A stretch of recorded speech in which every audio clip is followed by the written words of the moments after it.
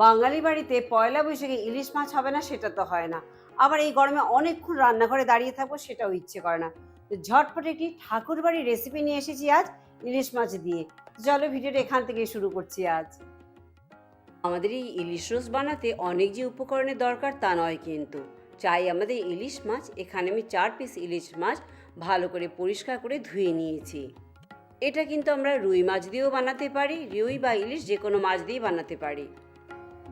প্রথমে একটি মশলা বানিয়ে নিতে হবে। তার জন্য নিয়েছি একটি বড় পেঁয়াজ, চাই 5 কোয়া রসুন, আর চাই 2টো ছোট আদার টুকরো, আর কয়েকটি কাঁচা লঙ্কা। কাঁচা লঙ্কা কিন্তু ঝাল যে যেরকম খেতে পারে সেই হিসাবে নেবে। সব কিছু দিয়ে গ্রাইন্ডারে একটি স্মুথ পেস্ট বানিয়ে নেব। এদিকে একটি মিক্সিং বোলে নিয়ে নিচ্ছি 2 টেবিল চামচ দই। দইয়ের জায়গায় কিন্তু ভিনেগারও ব্যবহার করতে পারবো। দিচ্ছি স্বাদ অনুযায়ী লবণ, 1 চা চামচ চিনি, আর যে পেঁয়াজের মশলাটি বানিয়ে রেখেছিলাম গ্রাইন্ডারে সেটাইতে অ্যাড করে দিচ্ছি।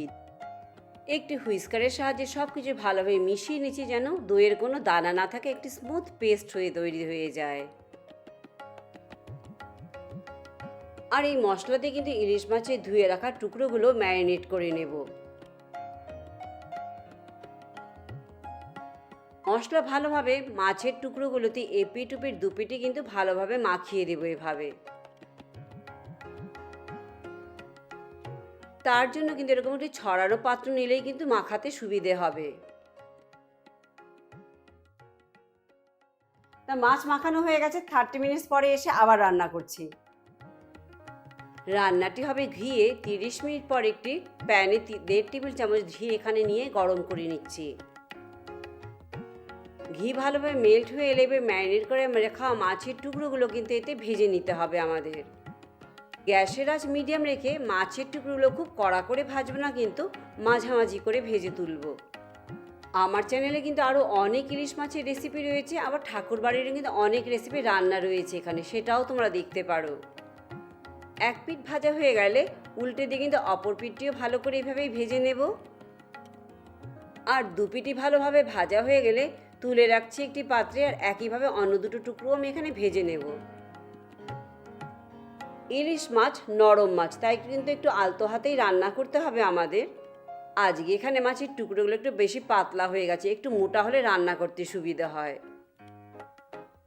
এবার মাছ ভাজবার পর যে ঘি বেঁচে আছে তাতেই কিন্তু রান্না করব। ম্যারিনেট করবার পর যে মশলা বেঁচে আছে পেঁয়াজ বাটার মিশ্রণটি, সেটা ভালো করে আমাদেরকে কষিয়ে নিতে হবে। গ্যাসের আঁচ মিডিয়াম রেখে কিন্তু কষিয়ে নেব, গ্যাসের আঁচ বাড়াচ্ছি না এখানে।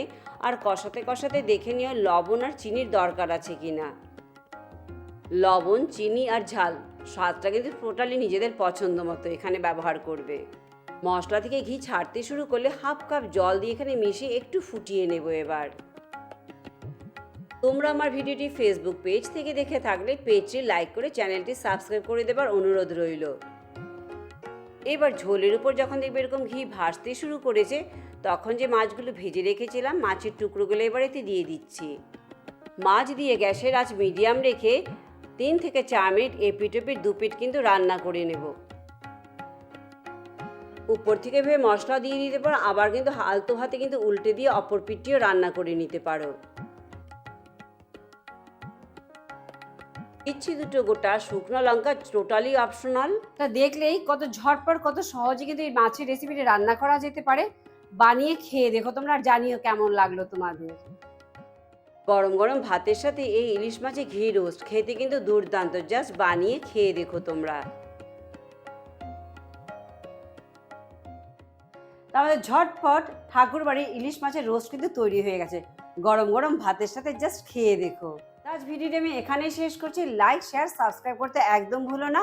পরে আবার অন্য কোনো ভিডিও নিয়ে তোমাদের কাছে চলে আসবো। সবাই ভালো থেকো, চলো বাই বাই।